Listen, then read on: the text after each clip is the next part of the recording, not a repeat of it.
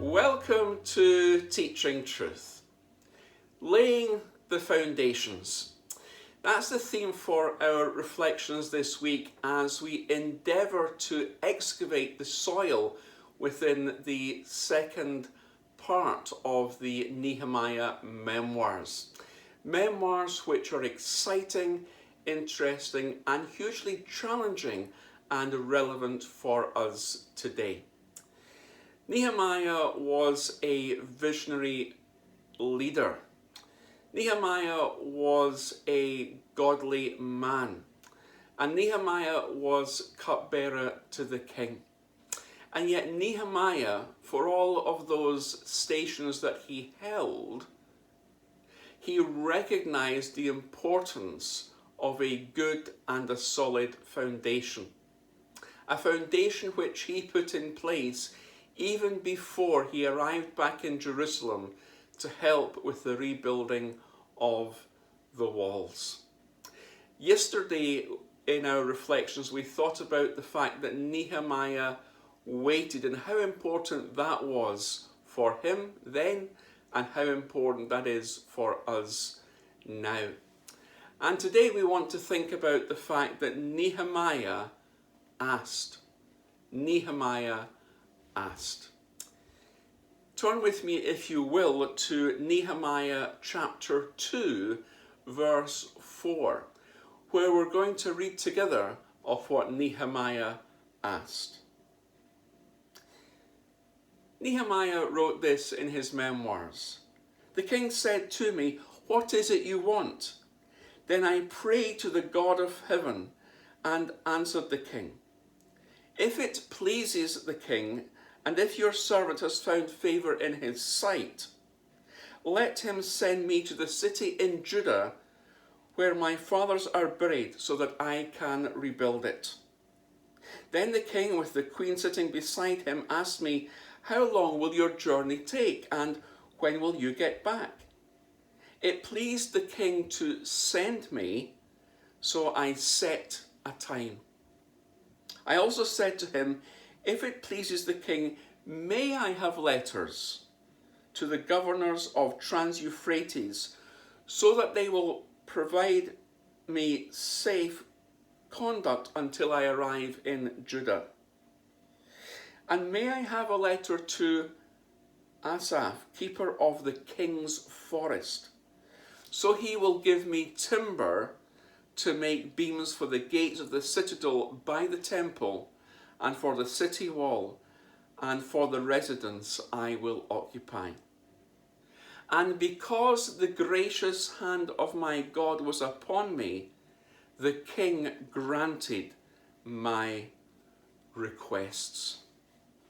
Nehemiah had the faith to ask. He asked. He asked the king in response to the king asking him, "What is it you want?" What an opportunity this was for Nehemiah. All the power and wealth of the kingdom were wrapped up in that question. Let me suggest to you that if Nehemiah had not been diligent and conscientious in spending the previous 4 months in prayer, in fasting and in weeping, his reaction to the broken walls, then it is probably unlikely that the king would have had it in his heart to ask him, "What is it you want?" God, as the hymn says, moves in mysterious ways his wonders to perform. God was at work. Not only had Nehemiah prayed for the previous 4 months for this opportunity, but he had also planned for this opportunity to engage the king and ask the king for what he needed. During the 4 months of waiting, Nehemiah would have had time to think through the matter and how he was going to engage this grand design project of rebuilding the walls of Jerusalem, how he would approach it. Nehemiah could not have left his post as cupbearer to the king without the approval of the king, nor could he have gone to work in Jerusalem without the authority of the king. And look at what Nehemiah asked for. He needed letters of introduction that would guarantee safe travel and hospitality between Susa and Jerusalem, a journey of 800 miles. He also requested letters of authority that would provide the materials needed for the construction of the building and walls. And Nehemiah had done his research and planning well, because he even knew, read the passage, the name of the keeper of the king's forest. So what are we saying? Well, what we're saying is this, that King Artaxerxes gave Nehemiah what he asked.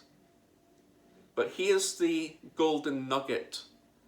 It was the good hand of God and the providence and the working of God that made the king so cooperative.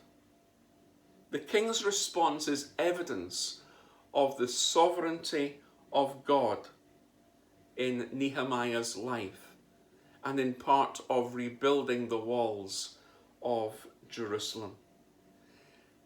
God, I believed, used King Artaxerxes for that greater plan to grant Nehemiah what he requested.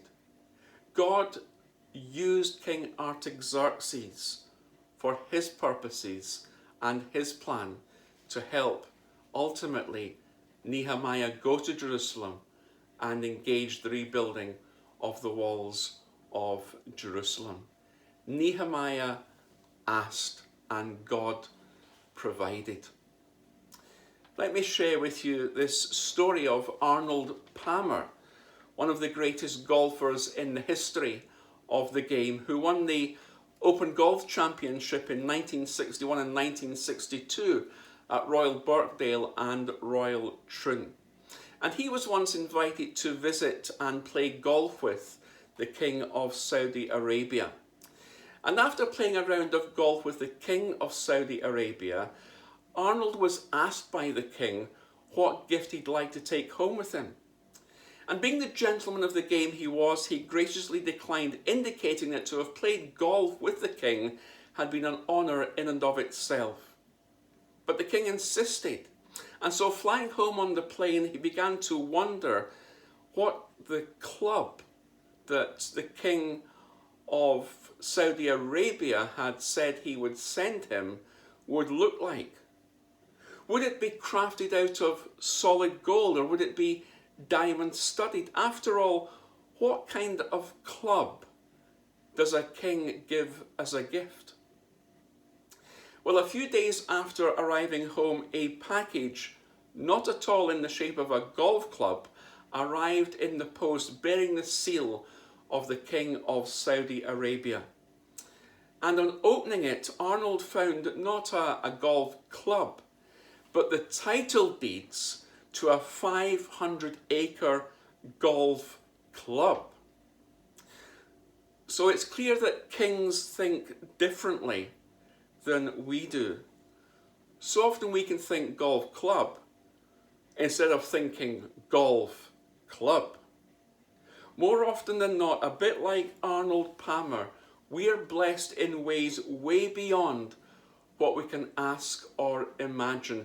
Nehemiah was blessed in ways way beyond what he could have asked in one sense or even have had imagined. Matthew chapter 11 verse 11 says this: "If you then, though you are evil, know how to give good gifts to your children, how much more will your Father in heaven give good gifts to those who ask him?" We have a God of the immeasurably more, who wants to give and to bless. And God gave and blessed and provided for Nehemiah through King Artaxerxes. And Nehemiah asked, and his request was granted because God was in it. Nehemiah prayed, fasted, and wept for 4 months. He then went and asked, and because of that, God honoured him and gave him what he asked. We can learn from Nehemiah. We have a God of the immeasurably more. How much more will our Father in heaven give good gifts to those who ask him?